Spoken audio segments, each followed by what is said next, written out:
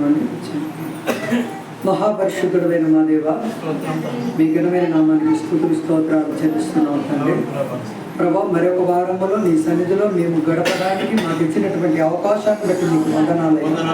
ప్రభా, మీ సన్నిధిలో చేరినటువంటి మీ పిల్లలందరినీ మా ప్రభా పేరు పేరు వరుసలు దీవించండి, ఆశీర్వదించండి, నీ కృపలో భద్రపరచండి. ఎవరికి ఏ ఇబ్బందులు ఏ సమస్యలు అయితే ఉన్నాయో వాటన్నిటిని పరిష్కరించి వారికి సహాయం చేయండి నాయన. ప్రభా, కొద్ది మాటలు మాట్లాడుతుండగా నీ పరిశుద్ధాత్మ శక్తితో నింపండి. మాట్లాడుతున్న నాకు, వింటున్న వీరికి మీ సహాయం దయచేయమని మా ప్రభు ప్రియ రక్షకుడైన యేసయ్య దివ్యనామమున అడుగుతున్నాము తండ్రి. దేవుని నామానికి మహిమ కలుగును గాక. మంచి వర్తమానం ఏంటంటే, సమస్య వచ్చినప్పుడు దాన్ని ఎదుర్కోవాలి కానీ చనిపోవాలని ఆలోచించే వాళ్ళు చాలా మంది ఉన్నారు. సమస్యలు రాగానే ఈ కష్టం నేను తట్టుకోలేను, ఈ బాధ నేను పడలేను, ఈ బతుకు నాకు లేకున్నా పర్వాలేదు, చచ్చిపోతే సమస్యకు చావు పరిష్కారము కాదు. అందుకోసం మానవులమైనటువంటి మనం ఏం చేస్తామంటే సమస్య మీద సమస్య, ఈ సమస్యలు కూడా ఒక్కొక్కటాట, ఒక సమస్య పోయేటప్పుడు అట ఇంకో సమస్యను పిలిచిపోద్దట. నేను పోతాను నువ్వు రా అన్నట్టు, నేను పోతాను నువ్వు వచ్చాయి అన్నట్టుగా వస్తుందట. ఒక్కొక్కటి కుటుంబంలో ఆ విధంగానే ఉంటుంది. నేను వెళ్ళిపోతాను, నా పని అయిపోయింది, నువ్వు వచ్చేసేయి అన్నట్టుగా ఓటి వెంట ఓటి వస్తూ ఉంటుంది ఒక్కొక్కసారి.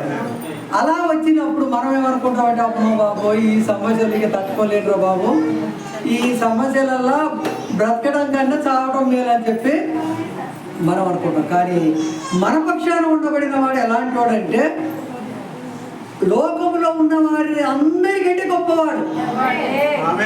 గొప్పవాని బిడ్డగా, గొప్పవాని కుమారుడిగా నువ్వు పేరు పెట్టుకొని ఉన్నావు కాబట్టి నీ తల వెంట్రుకలన్నీ సమస్యలు రాని, అలా ఒక్కటి కూడిపోదు.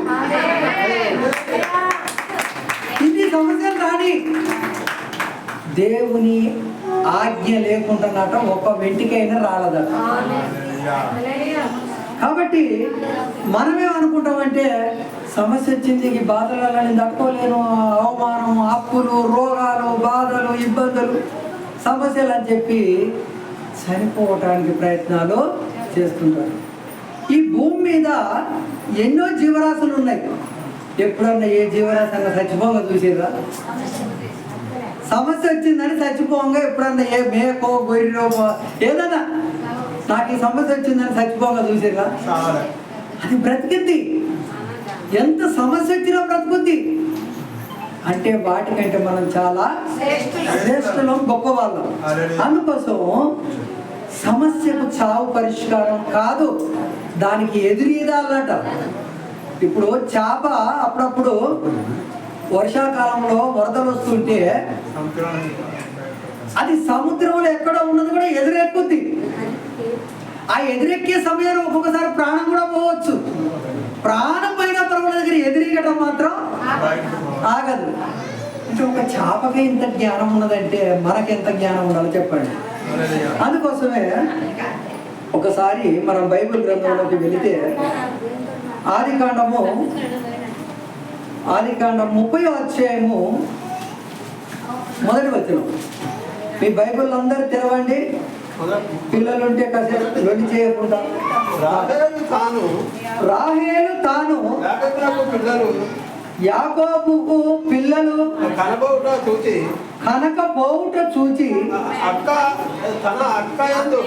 తన అక్క యందు అసూయపడి యాకోబుతో, నాకు గర్భఫలము ఇమ్ము, లేని ఎడల నేను సచ్చెదను. ఏమంటుంది ఆమె? నాకు గర్భఫలం ఇవ్వు, లేకపోతే నేను చచ్చిపోతా. అసలు యాకోబు రాహేలునే ప్రేమించి ఏరి కోరి 14 సంవత్సరాలు జీతం ఉన్నాడు ఆమెను చేసుకోవటానికి. 14 సంవత్సరాలు తన మామ దగ్గర జీతం ఉండి ఆమెను చేసుకున్నాడు. అంత ప్రేమగా, అంత అందంగా ఉందని. ఇలాంటి అందగైతే ఏమంటుందంటే, నాకు పిల్లలు లేరు, నాకు పిల్లలు కనుక నువ్వు ఇవ్వకపోతే నేను చచ్చిపోతాను. అరే పిల్లలు ఏమిటో నా దగ్గర ఉన్నదా? దేవుడి దగ్గర అది దేవుడి కృప అయి ఉన్నది. దేవుడు ఇస్తే కలుగుతాడు. కానీ నేనేం చేయగలను నీకు సంతానం లేనందుకు అని చెప్పి యాకోబు గారు అంటే ఆమె ఏమంటుందో తెలుసా? నాకు పిల్లలను, చూడండి ఆ మాట ఏమంటుందో,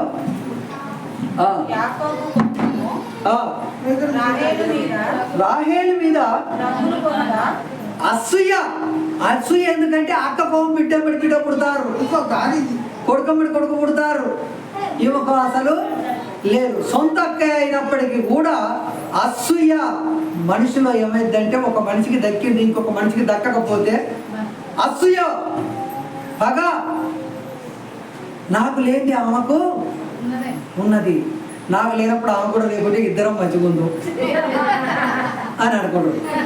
కానీ ఇప్పుడు సొంత అక్కే, లేయా సొంత అక్కే, కానీ ఆమెకు 4 పిల్లలు పుట్టారు, కానీ ఆమెకు ఒక్కరు కూడా లేరు.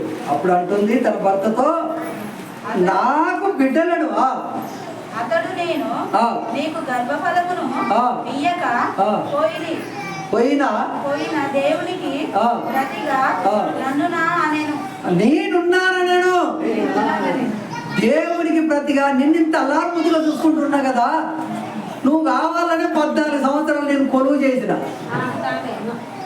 ఆనాటి కాలంలో ఒక అమ్మాయిని వివాహం చేసుకోవాలంటే ఎంతో కొంత వరుడే ఇయ్యాలి, ఇచ్చి అమ్మాయిని కొనుక్కొచ్చుకోవాలి. ఈయన దగ్గర ఏం లేదు. మరి మామ నా దగ్గర ఏమి లేదు కదా, ఎలా అంటే 7 సంవత్సరాలు జీతం ఉండి బిడ్డనిస్తాను అన్నాడు. 7 సంవత్సరాలు జీతం చేసిండు. జీతం చేసిన తర్వాత ఎవరు ఇచ్చిండంటే, ఈయన కోరుకున్నామని ఇయ్యలే, ఆయన ఇష్టం ఉన్నామని ఇచ్చిండు. పెద్ద బిడ్డ కొద్దిగా రేగి సిగట్లు. రెండవది, పెద్ద బిడ్డ పెళ్లి కానీ చిన్న బిడ్డ పెళ్లి చేస్తారా ఎవరన్నా? చేస్తే అదేమనుకుంటూ చూసేవాడు కూడా అమ్మాయికి ఏ రోగం ఉందో, ఏ బీమారి ఉందో, ఏ జబ్బు ఉందో, అందుకే పెద్దదాన్ని పెట్టి అని చెప్పి అనాది కాలంలోనే ఆ విధంగా ఉండబడినటువంటి విషయం. ఈ మామేం చేసినట్టు తెలివిగా ఆ రాత్రి, ఆనాడు కరెంటు ఏం లేదు కదా, అంత చీకటిగా ఈ పెద్ద అమ్మాయిని తోలిచ్చిండు రూమ్లో. ఇవే అనుకొని ఆ రాత్రి ఉన్నాడు. తెల్లారు చేసేసరికి ఏముంది, మోసం అయిపోయింది. మామానను మోసం చేసినావు కదా అన్నాడు. ఏంట్రా బాబు, ఏం మోసం చేసినా? నీ అన్నను మోసం చేసిన దానికంటే ఎక్కువ చేసినా నేను? నీ అన్న దగ్గర ఆశీర్వాదం, నీ అన్నకు వచ్చే ఆశీర్వాదాన్ని నువ్వు పొందుకున్నావు. నీ తండ్రిని మోసం చేసి అంతకంటే ఎక్కువ చేసినా నేను? ఏం మోసం చేసిందంటారు? లేదు నేను చిన్న బిడ్డని ఇద్దరు పెద్ద బిడ్డ ఇచ్చావు కదా అంటారు. ఇది పెద్ద బిడ్డను ఇచ్చిపెట్టి చిన్న బిడ్డను చేయడం ధర్మం కాదు, అందుకోసం ధర్మ ప్రకారం చేసిన అన్నాడు. మరి ఇప్పుడు ఎట్లా నా పరిస్థితి అంటే, మళ్ళీ 7 ఏళ్ళు జీతం చేయి, అప్పుడు ఇంకొక అవనిస్తున్నాడు. అప్పుడు 14 సంవత్సరాలు ఇవను జీతం చేసి పెళ్లి చేసుకున్నాడు. రాహేలు చేసుకుంటే ఈమెకు సంతానం దేవుడు కొంచెం లేట్ చేశాడు. లేట్ చేసినందుకు ఏమంటుంది, నేను చచ్చిపోతాను. ఎప్పుడు నీ నోటి గుండా ఆ మాట రాకూడదు. ఎంత సమస్య రాని, చచ్చిపోతా అని నువ్వు పదే అంటున్నాడు దేవుడు. అదే మాటను చేస్తాడట. అందుకోసం నీ నోటి గుండా, నీ నోరు మామూలు అయింది కాదు, నీ నోటిలో ఉన్న నాలుక మామూలు కాదు. నీ నోటితో ఏదంటే అది జరిగే అద్భుతాలు ఉంటాయి. అందుకోసం పదే నేను చచ్చిపోతా, ఈ కష్టం పడలేను, ఈ ఇబ్బంది పడలేను ఎప్పుడు అనొద్దు. ప్రభు నాకు సమస్య ఇచ్చింది, ఈ సమస్యను ఎదుర్కొనే శక్తి నాకి అని అలా ప్రార్థన చేయగానే చచ్చిపోతానని మాత్రం ఎప్పుడు అనదు. ఈమె ఏ నోటి గుండా ఏ మాట అయితే అన్నదో, చివరికి 2 బిడ్డలు పుట్టినాక చచ్చిపోయింది. 2 కొడుకులు పుట్టారు.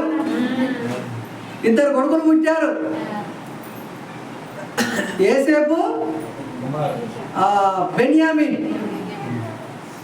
2 కొడుకులు పుట్టిన తర్వాత పురిటిలో 2వ కాన్పులో ఏమో చనిపోయింది. ఆమె నోటి గుండా ఆ మాట ఎందుకు వచ్చిందో కానీ అక్క యందు అసూయ పడ్డదట. నా అక్కకు 4 పిల్లలయ్యారు, నాకు ఒక్కరు లేరు. నా అక్కకు 4 అయ్యారు, నాకు ఒక్కరు లేరు. అసూయ, పగ, ఈ ద్వేషం ఈ కోపంతో ఏం చేసిందంటే నేను చచ్చిపోతే బాగుండు అని అన్నాడు. చివరికి 2 బిడ్డలు పుట్టారు. కానీ ఆ 2 బిడ్డలను అల్లారముద్దుగా చూసుకోలేకుండా పురిటిలోనే చచ్చిపోయింది. పురిటిలోనే చనిపోయింది. అందుకోసమే మన నోటిలో దేవుడు ఏం చేస్తాడంటే ఆశీర్వచనాన్ని పెడతాడు, శాపవచనాన్ని పెడతాడు. మన నోటికి ఎప్పుడు మంచి మాటలే రావాలి. నా నోరు నా ఇష్టం, నీ ఇష్టం వచ్చినట్టు మాట్లాడతానంటే దానికి ఫలితం కూడా నువ్వే అనుభవిస్తావు ఒకనాడు. అందుకోసం రాహేలు జీవితం అలా అయిపోయి ఆమె నోటి గుండా ఏదైతే అనుకున్నదో చివరికి అదే మరణం ఆమెకు ప్రాప్తించింది. అందుకోసం దేవుని ప్రియమైన వారు ఎప్పుడు కానీ ఆ మాటలో పలకకూడదు. రెండవది మనం చూసుకున్నట్లయితే మొదటి రాజుల గ్రంథము 18వ అధ్యాయం 38వ వచనం. మొదటి రాజుల గ్రంథము 18వ అధ్యాయము. అతడు ఇలాగున ప్రార్థన చేయుచుండగా యెహోవా అగ్ని దిగి పశువులను, కట్టెలను, రాళ్లను బుగ్గిని దహించి కందకమందున్న నీళ్లను ఆరిపోజేసెను. ఏలియా గారు ప్రార్థన చేస్తున్నాడు. ఎలాంటి ప్రార్థన అంటే బయలు ప్రవక్తలు 450 మంది ఒక సైడ్, దేవుని నమ్ముకున్నాడు ఒక్కడు ఒక సైడ్. 450 మందితో ఒక్కడు తలపడాలంటే ఎంత బలం ఉండాలి. వీళ్ళిద్దరి మధ్యన పోటీ ఏంటో తెలుసా? మా దేవుడే గొప్ప అంటే మా దేవుడే గొప్ప. అరే బాబు, ఎవరి దేవుడు గొప్ప ఈరోజు చూసుకుందాం, మీరు ఎంతమంది ఉన్నారో అందరు రాయండి అన్నాడట. 450 మంది కట్టకట్టుకొని వచ్చేసారు. వచ్చిన తర్వాత నేను నా దేవుడైన జీవము కలిగిన దేవుని పక్షాన నేను ఒక్కడే వస్తానా? ఈరోజు మన ఇద్దరి మధ్య ఒప్పందం ఏంటంటే మీరు ఒక దహన బలి చేయాలి. ఒక ఎద్దును కోసి ఒక బలిపీఠం కట్టి ఆ కట్టెల మీద ఈ మాంసాన్ని అంతా పెట్టి మీరు నిప్పు మాత్రం మీరు వేయొద్దు. మీ దేవతను తలుచుకుంటే ఆకాశం నుంచి నిప్పు రావాలి, ఆ యొక్క బలిపీఠం కాలి బూడిదైపోవాలి. అప్పుడు మీ దేవుడు గొప్పవాడని నేను నమ్ముకుంటాను. అంటే వాళ్ళు ఉదయం మొదలుకుంటే 5 వరకు ఒక్కడు కోసుకుంటాడు, గీసుకుంటాడు, రక్తాలు వెళ్తానే, ఎగురుతాండ్రు, దురుకుతాండ్రు. కానీ ఆకాశం నుంచి మాత్రం అగ్ని దిగట్లేదు. చివరికి అస్తమయమైపోతుంది, ఇంకా పొద్దుపోకే సమయం అయింది. అప్పుడు ఈయన ఏం చేశాడంటే ఏలియా గారు వాళ్ళు కట్టినటువంటి బలిపీఠాన్ని మళ్ళీ కూలగొట్టి మళ్ళీ కొత్త బలిపీఠం కట్టి దాని మీద కట్టెలు పేర్చి ఒక పశువును వధించి దాని మీద వేసి ఒక్కసారి కాదు, 2 సార్లు కాదు, 3 సార్లు నీళ్ళు పోయి అన్నాడట. ఎందుకంటే బాగా తడవాలి. అలా ఒక కొండగాడు ఉంటాడు, అంటాడు కట్టెలు ఏంటంటే ఉత్తగానే ఎక్కడి నుంచి ఒక నిప్పు పడదే అంటుకుంది అంటాడు. అందుకోసం మీరు నీళ్ళు పోయండి, నాని నాని నాని ముద్దైపోవాలి. అప్పుడు నేను ప్రార్థన చేస్తాను. అంటే ఒకసారి పోసిర్రు, 2వ పోసిర్రు, 3వ పోసిర్రు, మొత్తం ముద్దయిపోయింది. ఒకరోజు వర్షం పడి కట్టెలు తడితేనే మీరు పొయ్యంట పెట్టంటే మా కళ్ళ పడతానే ఆ వంట కాదంటారు. అంతేనా? రాత్రి వర్షం పడ్డది, కట్టెలు తడిచిలే, వంట కాదంటారు. ఇప్పుడు ఎన్నిసార్లు పోసిరంటే 3 సార్లు ఫుల్లుగా నాని కందకం పొరిగిపోతున్నాయట నీళ్లు. అలాంటప్పుడు ఇప్పుడు ప్రార్థన చేస్తుంటాడు. చూడండి 38వ వచనం.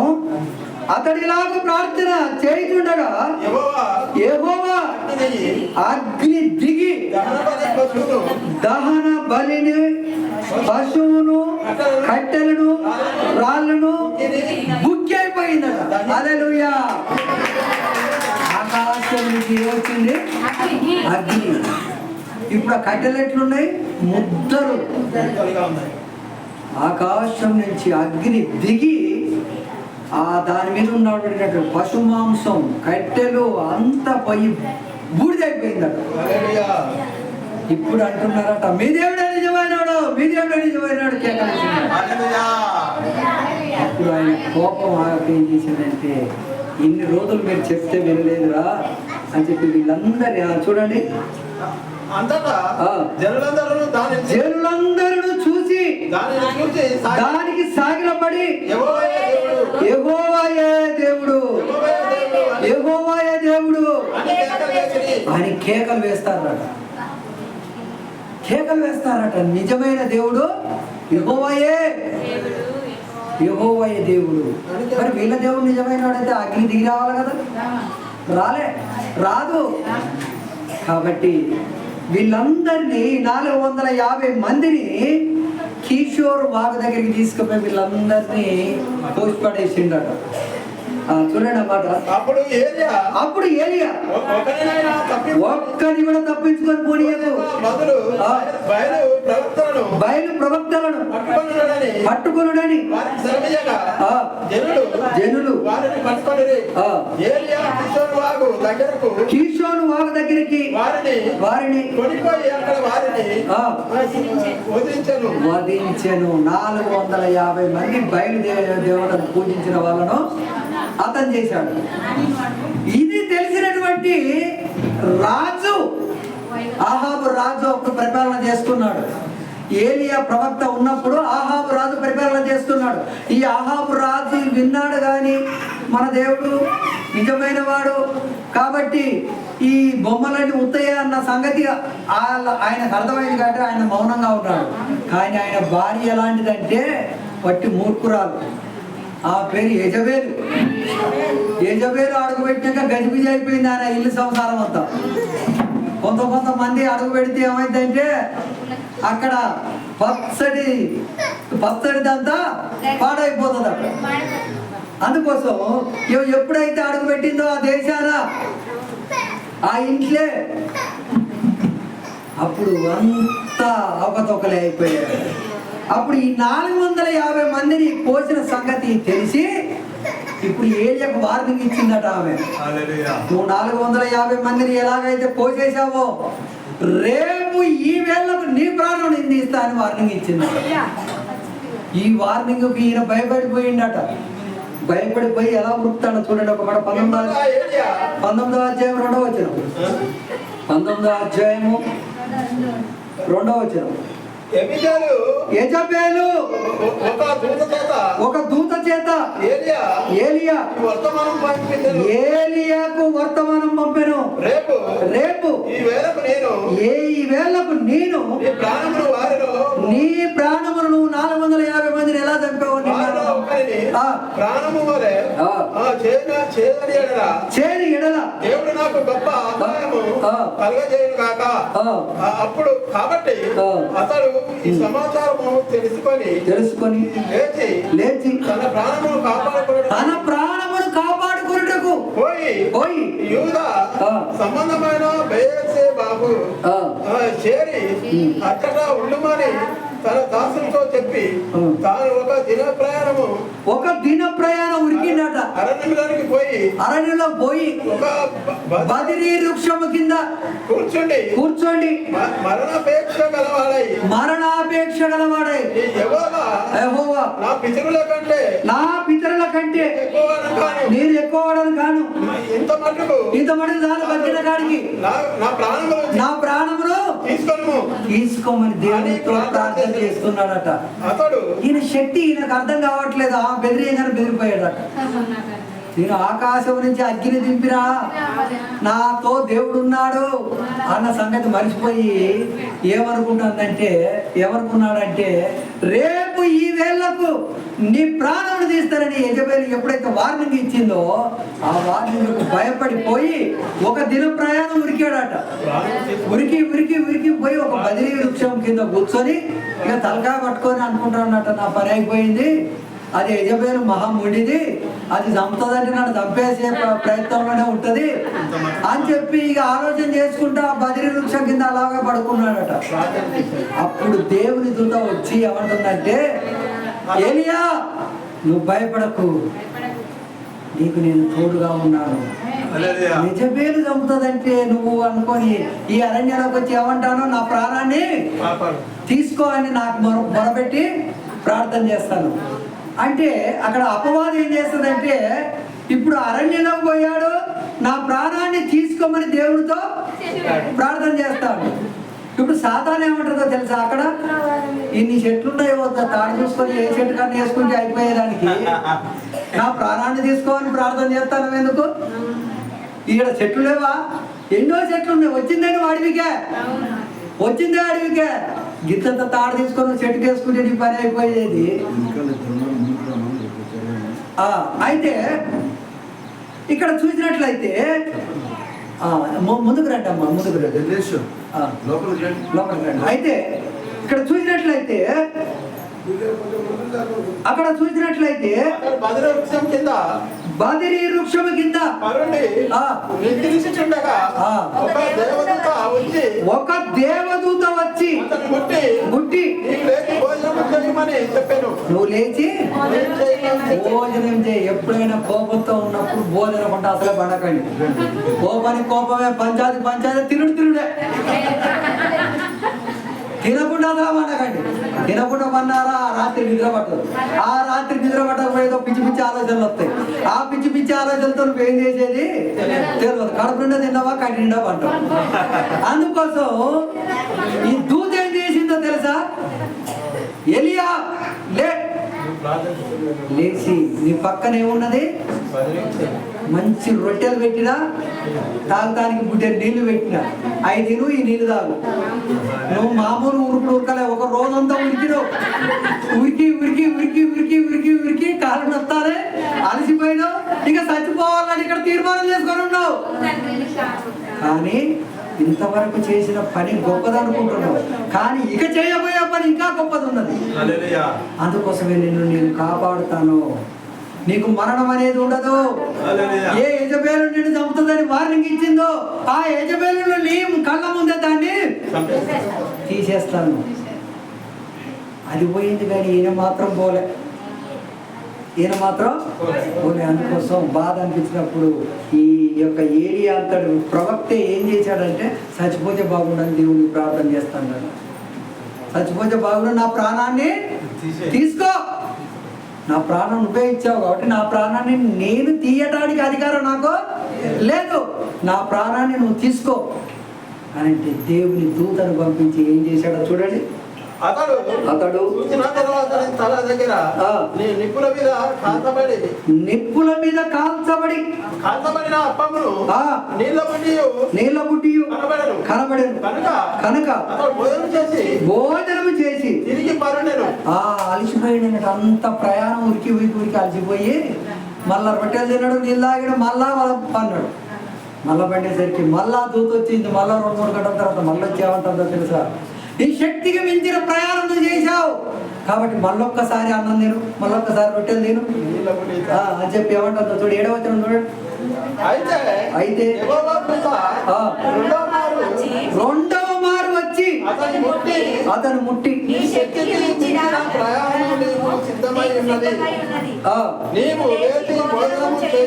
చెప్పినప్పుడు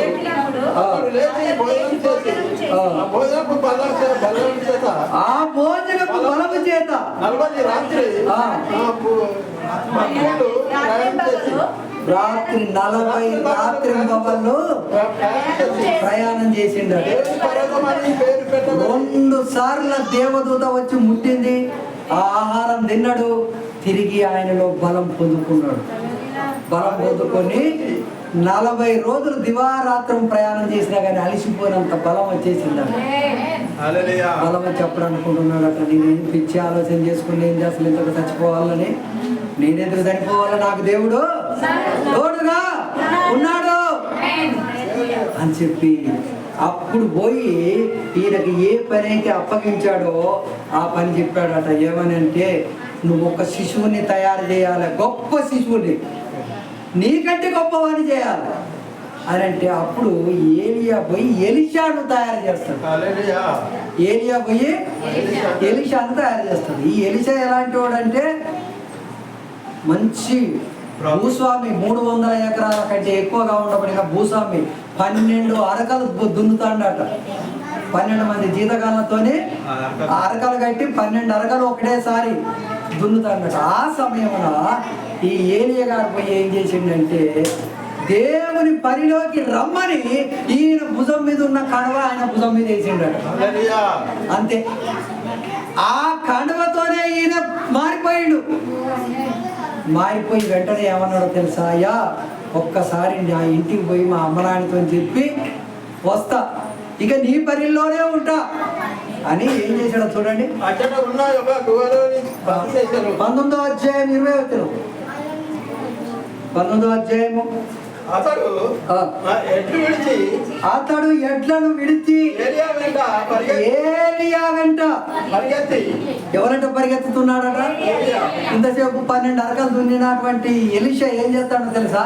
ఎప్పుడైతే దైవశక్తి ఆయనను ఆకర్షించిందో, ఆయన కంటిలో నుంచి పోయిన ప్రభావం, ఆయన నోటిలోంచి వెళ్ళిన వాక్కు ఎప్పుడైతే ఆ ఏలియాకు ఆ ఎలీషాకు తగిలిందో వెంటనే ఏం చేశాడంటే ఆ వెంట పరిగెత్తి నేను పోయి నా తల్లిదండ్రులను ముద్దు పెట్టుకొని తిరిగి వచ్చి నేను ఎమ్మటే ఉంటానయ్యా అన్నాడట.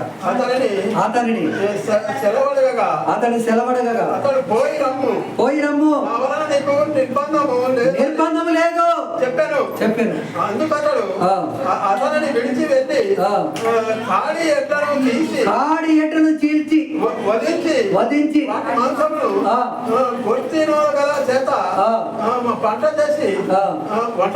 వంట చేసి వడ్డించను. ఇక నేను ఈ పని కూడా చేయను. ఇప్పుడు పనిముట్టు ఉంటేనే పని చేయబుద్ధి అవుతుంది. పనిముట్టు ఉంటే అప్పుడప్పుడు ఏం చేస్తాడంటే మళ్ళీ పని చేయబుద్ధి అవుతుంది. అందుకోసం ఆయన 12 వరకుల ఎడ్లను, ఇక నేను ఈ పని చేయను, వ్యవసాయం చేయను, దేవుని వాక్కు నన్ను వచ్చి పిలిచింది, ఆ వాక్కుతోనే నేను మరణించేంత వరకు ఉంటాను అని చెప్పి, అందుకోసమే ఈ ఏలియాను చనిపోకుండా ఉంచింది. ఎందుకోసమో తెలుసా? నువ్వు ఒక గొప్ప దైవజనుడి, గొప్ప భక్తి కలిగిన వారిని తయారు చేయాలి, గొప్ప వ్యక్తిని తయారు చేయాలన్నాడు. ఈయన ఏలియా పోయి ఎలీషాను తయారు చేశాడు. తయారు చేస్తే ఏలియా చేసింది 2 రాజుల దగ్గర పనిచేసాడు. ఎలీషా చేసింది 4 రాజుల దగ్గర పనిచేసాడు. ఏలియా చేసింది 20 సంవత్సరాలు పనిచేసాడు. ఎలీషా 40 సంవత్సరాలు పనిచేసాడు. డబల్ పని చేశాడు. అలాంటి వ్యక్తిని తయారు చేసిన తర్వాత ఏలియాను అగ్ని రథాల మీద తీసుకొని పోయాడు. ఆయనకు మరణం అన్నదే లేకుండా అగ్ని రథాల మీద ఏమనుకున్నాడు? నేను చచ్చిపోతే బాగుండు అనుకున్నప్పుడు దేవుడు అంటాడు, బిడ్డ నీతో ఇంకా గొప్ప పని నాది ఉన్నది, గొప్ప పని చేసేది ఉన్నది. నువ్వు చచ్చిపోతే అర్ధాంతరంగా నా పనికి ఆటంకం. అందుకోసం నిన్ను బెదిరించిందని నీ కళ్ళ ముందే యెజబెలు పెంట కుప్ప అయిపోయింది, కుక్కలు తినేదని శవాన్ని. యెజబెలు శవాన్ని కుక్కలు బిక్కదింది. నిన్ను బెదిరించినటువంటి యెజబెలు పోయింది. 100 మంది రాజులు పోయారు. కానీ ఆయన మాత్రం ఇప్పటి వరకట అగ్ని రథాల మీద కొనిపోబడ్డాడట. ఆ కొనిపోయే సమయంలో ఈ శిశువుని అడిగాడట, అరే బాబు, నువ్వు వ్యవసాయాన్ని ఇచ్చిపెట్టి వచ్చినావు, ఎట్లా ఇచ్చిపెట్టి వచ్చినావు, అమ్మనాయన్ని ఇచ్చిపెట్టి వచ్చినావు, నేను ఒక్క మాట చెప్పగానే వచ్చేసినావు, నీకేం కావాలో కోరుకో బిడ్డ అంటే, ఏం లేదయ్యా, నీ మీద ఉన్న ఆత్మ డబల్ ఆత్మ నా మీదకి రావాలి. నాకు ఆస్తి వద్దు, అంతస్తు వద్దు, కానీ ఏం కావాలి? దేవుని ఆత్మ నీ మీద ఒక్క పాలు ఉన్నదనుకో, నా మీదకి 2 పాలు రావాలి. నీ మీద 2 పాలు ఉంటే నా మీదకి 4 పాలు రావాలి అని చెప్పినప్పుడు, అప్పుడు అదే విధంగా దేవుని ఆత్మ ఎలీషా మీదకి వచ్చినప్పుడు ఈయన 4 రాజుల దగ్గర ఈయన పని చేసిండు, 2 రాజుల దగ్గర ఆ గురువు గారు పని చేసిండు. ఈయన చేసిన అద్భుతాల కంటే డబల్ అద్భుతాలు ఆయన చేసిండు. అందుకోసం ఎప్పుడు కానీ సమస్యలు వచ్చినప్పుడు చనిపోవాలన్న మాట మీ నోటి గుంట రానియొద్దు. ఎప్పుడు మీ నోటి గుంట ఏ రావాలో తెలుసా? ఆశీర్వాదపు వాక్కులే రావాలి. ఆ వాక్కులే నీ కుటుంబాన్ని దీవించాలి, ఆ వాక్కులే నీ పిల్లల్ని దీవించాలి. కానీ పిల్లలు కూడా ఎప్పుడు అరే నువ్వు అది కాని రావు, నువ్వు ఇది కాని రావద్దు, అరే నువ్వు మంచి ఉద్యోగస్తుని కావాలి రావు, అలా అన్నప్పుడు నీ మాటలు స్థిరపరుస్తాడు దేవుడు. ఒకనాడు దేవుడు స్థిరపరుస్తాడు. కాబట్టి లోపల ప్లస్ ఉన్నది కదా, అక్కడ వచ్చి కూర్చోండి లోపల. ఒక మాట చూసినట్లయితే ఆయన ఏ విధంగానైతే చనిపోవాలని ఒక దిన ప్రయాణం పరిగెత్తాడో, దిన ప్రయాణం పరిగెత్తినటువంటి వ్యక్తిని దేవుడు ఏం చేశాడో తెలుసా? దేవుడు అద్భుతంగా ముట్టాడు, బలపరిచి అద్భుతంగా ఆయనను ఉంచాడు. ఇంకొక మాట చూసుకొని మనం ముగించుకుందాం. యోనా గ్రంథము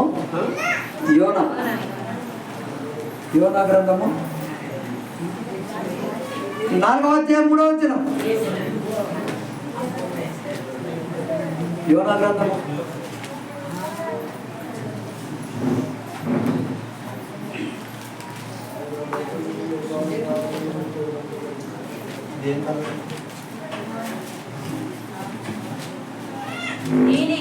నేనిక బ్రతుకుట కంటే చచ్చుట. ఈయన ఎవరో తెలుసా? ఈయన ఒక మంచి దైవజనుడే, ఒక మంచి ప్రవక్తే. ఏమంటాడో తెలుసా? నేను బ్రతుకుట కంటే చచ్చుట మేలు. యెహోవా నన్నిక బ్రతకనీయక చంపమని యెహోవాకు మనవి చేశాను. అందుకు కోపగించుట న్యాయమా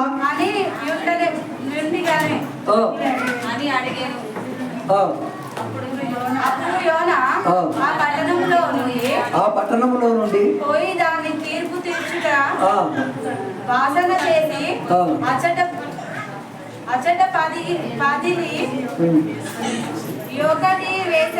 పందిరి ఒకటి వేసుకొని పట్టణములకు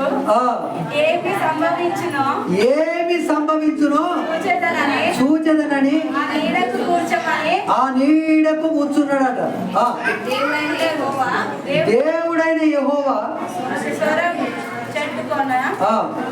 ఈయనను ఎక్కడికి పంపన్నాడంటే, ఈ యోనాను ఎక్కడికి పంపన్నాడో తెలుసా అమ్మా? ఈయన ఎక్కడికి పంపన్నాడు యోనాను? నినివే పట్టణానికి వెళ్ళి నా ప్రజలు అక్కడ చెడిపోయారు, వారికి దేవుని సువార్తను ప్రకటించంటే నేను నినివే పట్టణానికి వెళ్ళాలి, నేను తర్కీష్కు పోతా అని పోతున్నాడు. ఎందుకో తెలుసా? నేను అక్కడికి పోతా, దేవుని మాటలు చెప్తా, వాళ్ళు మారుతారు, నువ్వు ఆకాశం నుంచి అగ్ని దింపు, వాళ్ళని నాశనం చేయవు. అందుకోసం నేను పోయాననుకో, నువ్వు ఇష్టం, నువ్వు ఏమైనా చేసుకో. ఆయన ఊరి బాబు ఒక్కడు కాదు, ఇద్దరు కాదు, ఆ పట్టణంలో ఉన్నది ఎంతట 20 లక్షల మంది ఉన్నారట. 20 లక్షల మంది అట. 20 లక్షల మంది ఉన్న జనం పట్టణం పాడైపోతుంటే దేవునికి ఎంత గుండె ఆవేదన ఉంటుందో తెలుసా? అందుకోసమే ఒక్కడిని పోయి సువార్త ప్రకటించమంటే ఇతడు ఏం చేశాడో తెలుసా? నేను తర్కీష్కు పోతా కానీ నినివేకు పోను, నేను నినివేకు అసలు పోను. పోరా బాబు అంటే నేను అడుగు నిడిపోతాను. మధ్యలో పోయేసరికి ఏమైందంటే సముద్రం ఉప్పొంగుతాంది. పడవలో ఉండబడిన వాడు ఒక్క అడుగు కూడా ముందుకేసినట్టు లేదు, ఉప్పొంగుతాంది.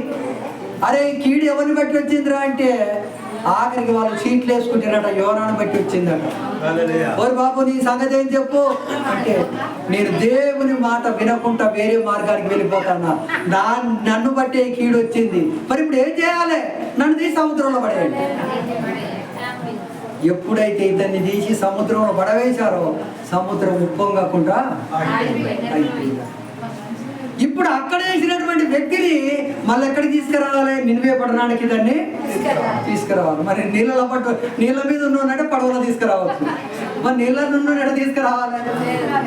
అప్పుడే ఒక మత్స్యానికి ఆర్డర్ వేశాడట. నా శిశువుడు ఒకడు మూర్ఖంగా నా మాట వినకుండా వెళ్తా అంటే వాడిని తీసి సముద్రంలో పడేసాను, వాడిని వెంటనే మింగి తీసుకెళ్ళి ఎక్కడ పెట్టో నినివే పట్టణాన్ని ఒడ్డు నాకు హక్కు వాడిని. ఈ చేప మింగింది, 3 రోజులు కడుపులో ఉంచింది. మరి 3 రోజులు కడుపులో ఉండాలంటే మనం నిన్న ఆహారం 3 గంటలకు అరుగుద్ది. మరి లోపల ఉన్నాడు 3 రోజులకు అరిగిపోతాడా ఉంటాడా? ఇప్పుడు చేప ఏం చేద్దంటే ఉపవాస ప్రార్థన చేస్తాడు. నోరు మూసుకుంది, నోరు తెరిచిందా గాలి లోపలికి పోతాడు, గాలి ద్వారా లోపల ఉన్నోడు అరిగిపోతాడు. ఆయన అరిగిపోతే ఈడుకోడు. ఇప్పుడు శాపం 3 రోజులు ఇది ఉపవాసం ఉన్నది. ఇది ఉపవాసం ఉండి వీడిని తీసుకొచ్చి ఇక్కడ ఒట్టు మీద కక్కేసి అప్పుడు అనుకున్నాడు, నేను ఉపవాస ప్రార్థన చేసినా పర్వాలేదు కానీ దేవుని పని అయితే ఒక్కటి చేసినా. నేను ఉపవాస ప్రార్థన చేసినా 3 రోజులు ఉపవాస ప్రార్థన చేసినా పర్వాలేదు కానీ దేవుడు చెప్పిన పని మాత్రం ఒకటి నేను చేశాను అని సంతోషంగా వెళ్ళిపోయిందట. ఇతన్ని తీసుకొచ్చి నినివే పట్టణపు ఒడ్డున కప్పితే ఇక్కడ చూస్తుండట అసలు ఏం జరుగుతుంది ఈ యొక్క పట్టణానికి అని చెప్పి ఆన్నే కూర్చొని ఆలోచిస్తుంటే దేవుడు ఏం చేశాడంటే ఒక సొర చెట్టును అప్పటికప్పుడే పుట్టించాడట. ఎండ విపరీతమైన ఎండ పడుతుంది, ఈ ఎండకు తట్టుకోలేకపోతున్నాడు ఈ కూర్చున్నాడు. ఇప్పుడు సొర చెట్టును పుట్టించి ఒక చెట్టు లెక్క చేసిండట. చల్లగా నీడ ఉందట, నీడ కింద కూర్చుండట. కూర్చున్న గంట 2 గంటలకు ఒక రోజు తర్వాత ఆ చెట్టు ఎండిపోయేటట్టు చేసిండట. ఆ చెట్టు మొత్తం ఎండిపోయినప్పుడు అప్పుడు తలకు మాడకు ఎండ కొడతాంటే అంటాడట, ప్రభా నీడ ఉన్న నీడ పోయింది నాకు, ఎట్లా నా సంగతి అంటే ఈ చెట్టును ఎందుకు తీసేసావు, ఇంత పచ్చగా ఉన్న చెట్టును ఎందుకు తీసేసావు అంటే ఒక్క రోజు పుట్టి 2 రోజులు బ్రతికిన చెట్టుకే నువ్వు ఇంత బాధపడితే నేను నా సంకల్పంలో నా ప్రజలు వీళ్ళు ఎన్నో సంవత్సరాల నుంచి ఉండబడిన జనం, ఈ జనం అంతా పోని అనుకొని పోయినావు చూడు, అప్పుడు నేనెంత బాధపడాలి అని చెప్పి యోనా గారికి అనగానే వెంటనే అయ్యా నువ్వు చెప్పిందే కరెక్ట్ అని అప్పుడు ఏమంటాడో చూడండి. కాబట్టి నావికులు భయపడి నావికులు కాదు నాయన 4వ అధ్యాయము 4వ అధ్యాయం 6వ వచనం 4వ అధ్యాయం 6వ వచనం దేవుడైన యెహోవా సొర చెట్టు ఒకటి ఏర్పరిచి అతనికి కలిగిన శ్రమను పోగొట్టాడు.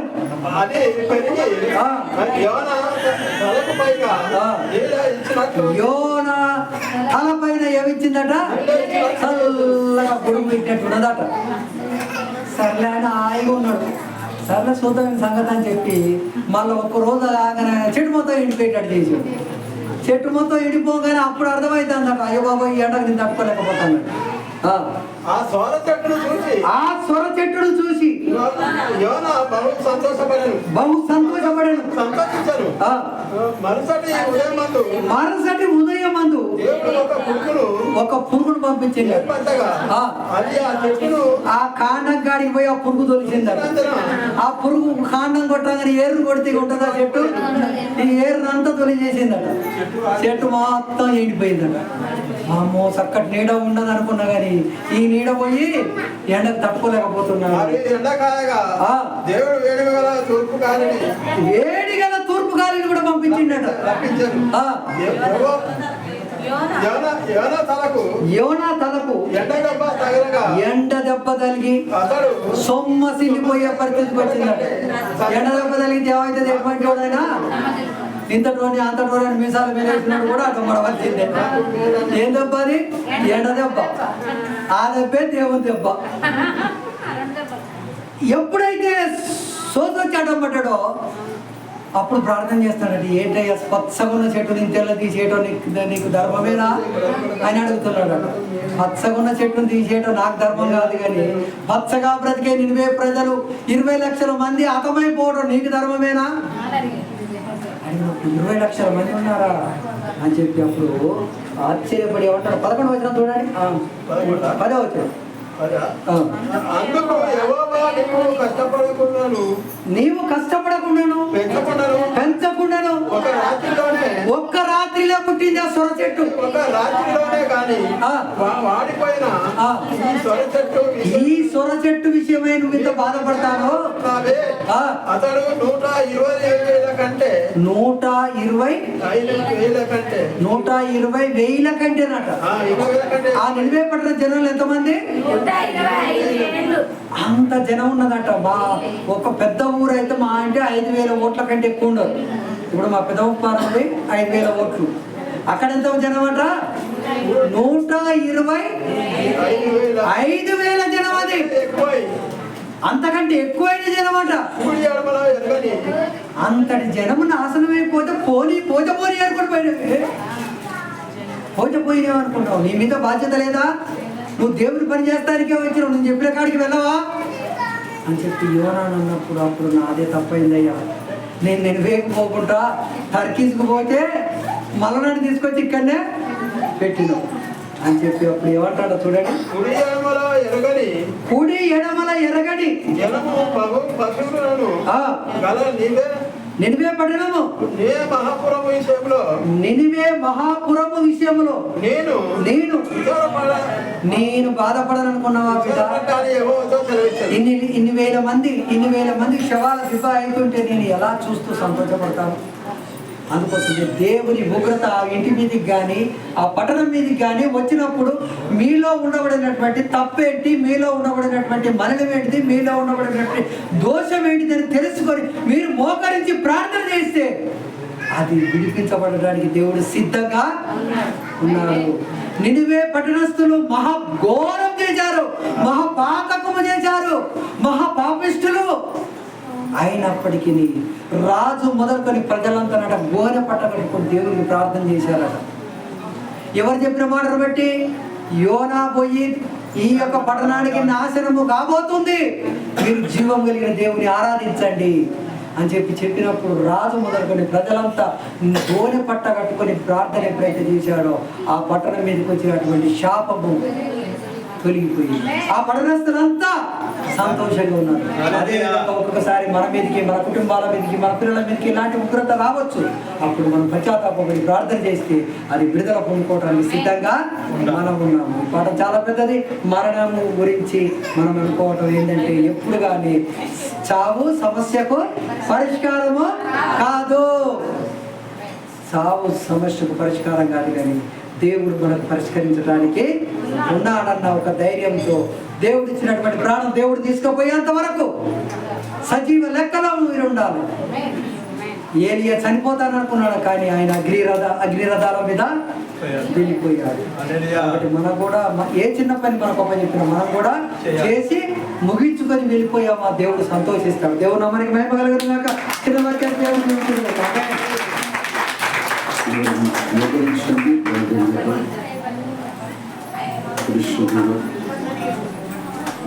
దేవుడు మా తండ్రి